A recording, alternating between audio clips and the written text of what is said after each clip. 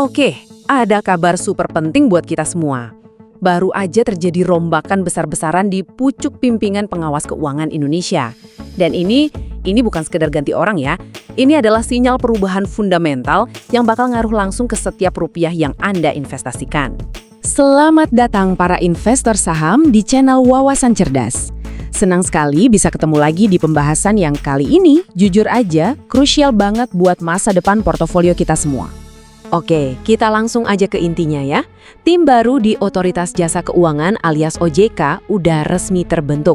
Pertanyaannya sekarang simple, apa artinya ini buat uang Anda, buat investasi Anda? Nah, itu yang akan kita bedah sama-sama. Kita ini teman-teman sedang memasuki sebuah babak yang bener-bener baru.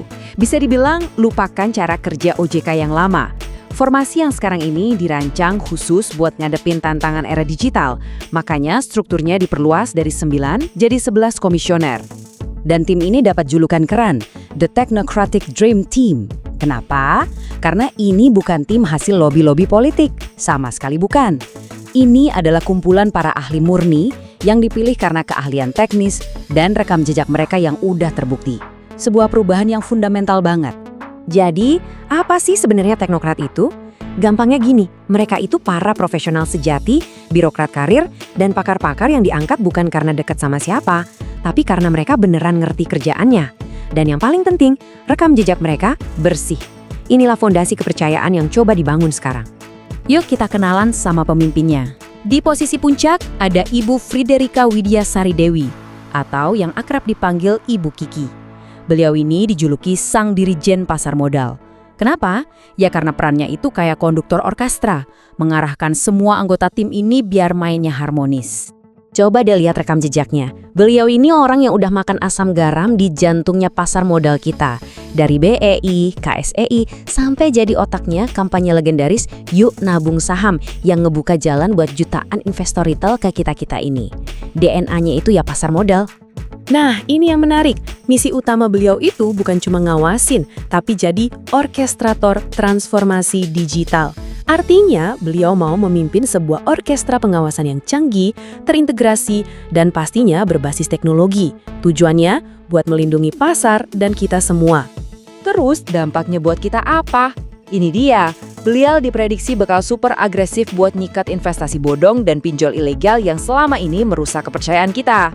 Kalau sentimen pasar terjaga, bursa kita juga jadi lebih stabil. Jelas ini kabar baik buat keamanan investasi kita kan? Lanjut ke orang kunci berikutnya, yang ini penting banget buat para trader harian, yaitu Pak Hasan Fauzi. Beliau ini adalah pengawas pasar modal yang mikirnya kayak insinyur, dan senjatanya adalah algoritma. Latar belakangnya unik banget. Beliau ini insinyur ITB yang 25 tahun hidupnya dihabiskan buat ngebangun mesin di balik layar transaksi bursa kita. Jadi bisa dibayangin kan, orang yang dulu ngerancang sistemnya, sekarang tugasnya ngawasin sistem itu. Dia tahu semua seluk-beluknya. Makanya beliau dapat julukan full stack regulator. Istilah ini dari dunia IT, artinya orang yang ngerti semua lapisannya, dari kode paling dasar sampai tampilannya. Jadi Pak Hasan ini paham banget gimana data transaksi itu mengalir di server bursa dari hulu sampai hilir. Dan ini efeknya buat Anda. Pertama, para bandar yang suka goreng saham bakal makin susah gerak karena aktivitas mereka bakal dideteksi real time sama AI. Kedua, buat yang tertarik sama saham-saham hijau, beliau bakal jagain bursa karbon dari praktik greenwashing. Jadi investasi hijau Anda lebih bisa dipercaya. Oke, selanjutnya kita bahas cepat gimana tim ini bakal nanganin dua masalah besar lainnya, dunia kripto yang masih liar dan birokrasi yang terkenal lambat. Nah, buat Anda yang punya aset kripto, ini perubahannya drastis banget. Di bawah komando Dr. Adi Budiarso, era Wild West Crypto bakal selesai. Kita pindah dari zaman di mana resiko rug pull itu tinggi banget, ke era baru dengan standar keamanan setingkat perbankan. Dan yang terpenting, pengawasannya sekarang terpusat di OJK. Dana Anda jadi jauh lebih aman. Di sisi lain, ada Pak Hernawan Bekti, yang misinya jelas banget, pangkas birokrasi. Kenapa ini penting buat kita? Artinya bakal lebih banyak pilihan produk investasi baru yang bisa muncul lebih cepat. Mulai dari reksadana, aplikasi fintech, sampai perusahaan yang mau IPO, prosesnya bakal dibikin lebih efisien. Terakhir, ada Pak Diki Kartikoyono, yang perannya itu kayak perisai pelindung kita sebagai konsumen. Strateginya berubah total. OJK nggak akan lagi nunggu ada laporan, tapi bakal proaktif mengawasi perilaku pasar.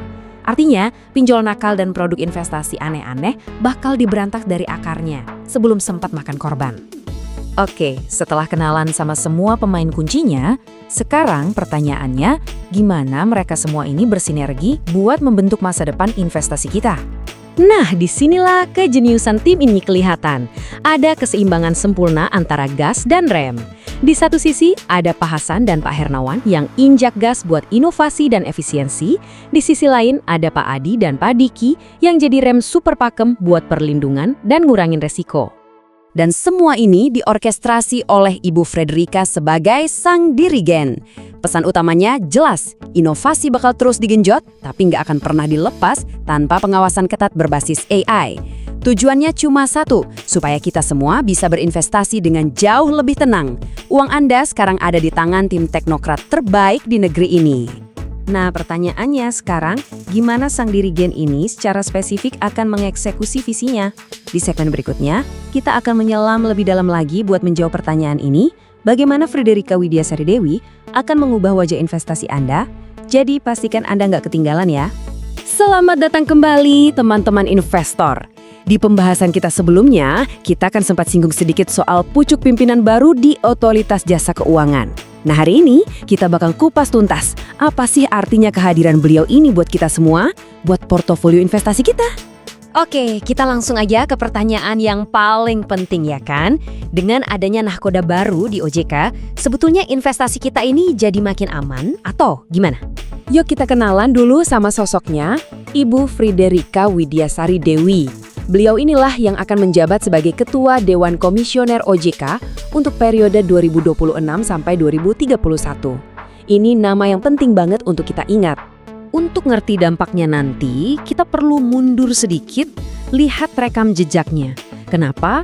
Karena beliau ini bisa dibilang adalah arsitek di balik ekosistem pasar modal retail yang kita nikmati sekarang.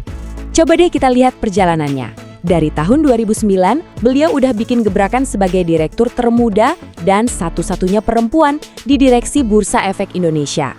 Terus ingat kampanye Yuk Nabung Saham? Nah, beliau inilah motor penggeraknya. Beliau juga yang mengawal modernisasi sistem di KSEI dan puncaknya, beliau yang memimpin integrasi data dengan Dukcapil. Hasilnya, buka rekening saham yang dulu berhari-hari, sekarang cuma butuh hitungan jam. Luar biasa. Dan hasilnya, wah, ini krusial banget. Semua kemudahan itu bikin jumlah investor retail domestik seperti kita ini meledak. Inilah yang jadi benteng pertahanan bursa kita.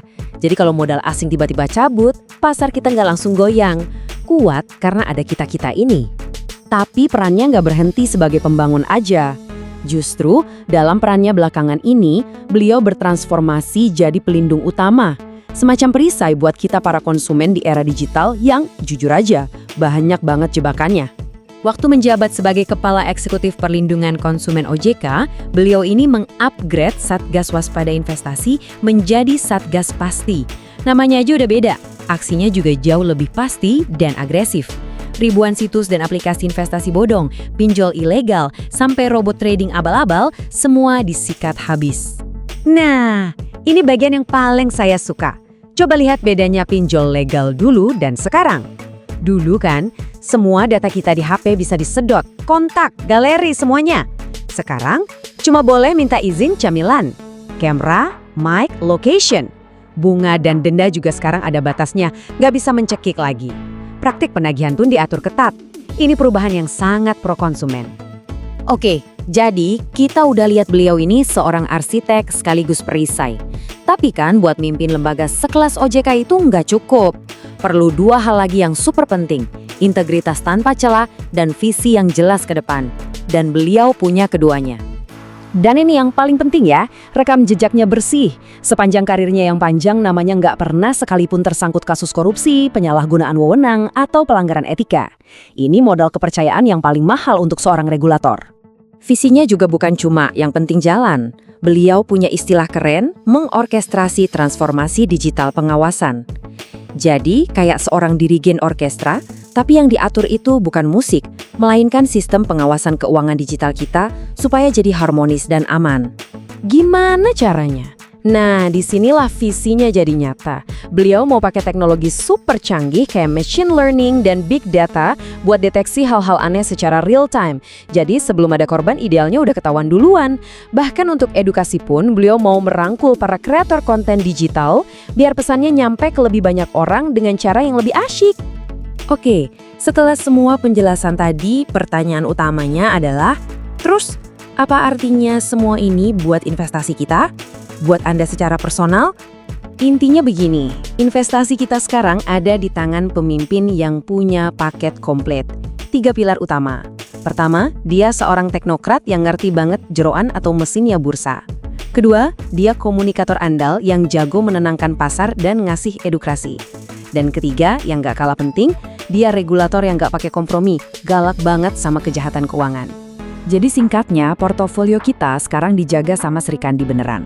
Dengan kepemimpinan beliau, kita bisa berharap ekosistem investasi di Indonesia ke depannya bakal jadi jauh lebih bersih, lebih transparan, dan pastinya jauh lebih terlindungi untuk kita semua.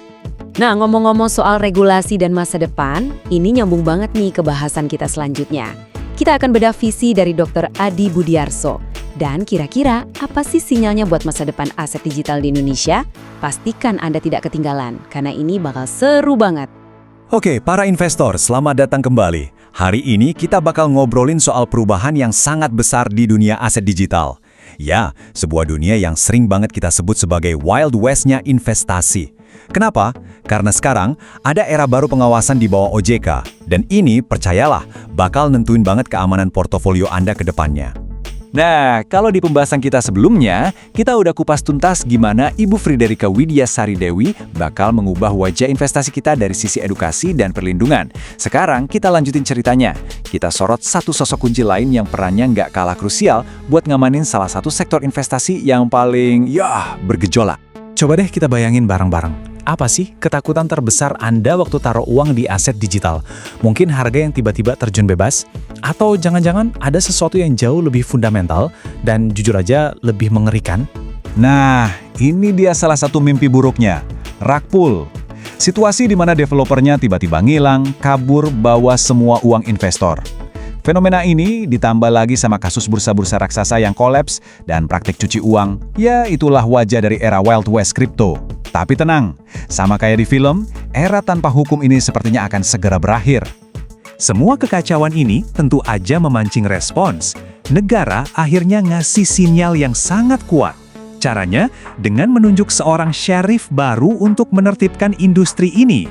Yeps, seorang pemimpin baru telah tiba untuk membawa keteraturan. Dan inilah dia orangnya, Dr. Adi Budiarso. Pengesahan beliau sebagai Kepala Eksekutif Pengawas Aset Digital dan Kripto di OJK itu bukan sekedar pergantian jabatan biasa loh. Ini adalah sebuah momen penentu, sebuah titik balik yang nunjukin kalau negara benar-benar serius mau menertibkan dan mengamankan ekosistem ini. Terus pertanyaannya, kenapa sosok Pak Adi ini begitu krusial? Apa sih yang bikin dia jadi pilihan yang paling tepat? Jawabannya, ternyata ada di latar belakangnya yang sangat unik. Beliau ini bukan praktisi pasar, bukan trader, melainkan arsitek di balik semua aturan mainnya. Coba kita lihat rekam jejaknya. Dr. Adi ini seorang teknokrat tulen dari Kementerian Keuangan. Fondasi analisanya kuat banget, pendidikannya dari Universitas Top, sertifikasi global. Tapi, kualifikasi yang paling menentukan di sini bukan gelarnya, melainkan perannya sebagai arsitek kebijakan. Dan disinilah letak keunikannya. Ini poin yang paling penting.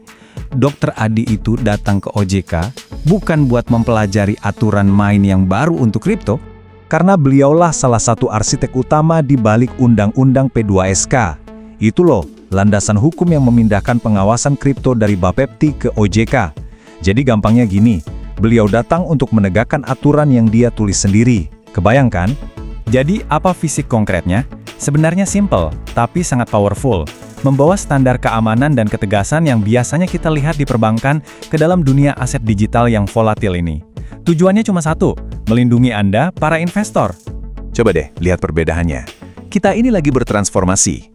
Dari era Wild West yang isinya spekulasi liar dan perlindungan seadanya, kita bergerak menuju era baru dengan aturan yang jelas, proteksi investor yang kuat, dan, ini kuncinya, tingkat keamanan setara bank. Ini perubahan yang fundamental banget. Gimana caranya? Ya lewat kewajiban baru yang super ketat buat para bursa kripto. Mereka sekarang wajib audit rutin, wajib uji keamanan siber tingkat tinggi, dan yang paling penting, laporan otomatis ke OJK.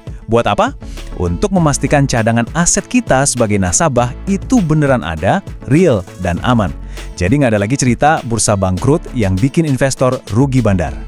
Tapi kita semua tahu, di sektor yang rawan skandal begini, kualifikasi teknis aja nggak cukup. Aset terpenting yang dibawa oleh Dr. Adi mungkin bukan gelarnya, tapi sesuatu yang jauh lebih mendasar, yaitu integritas. 0. Ini adalah angka catatan skandal korupsi atau konflik kepentingan yang nempel di nama Dr. Adi Budiarso selama puluhan tahun karirnya.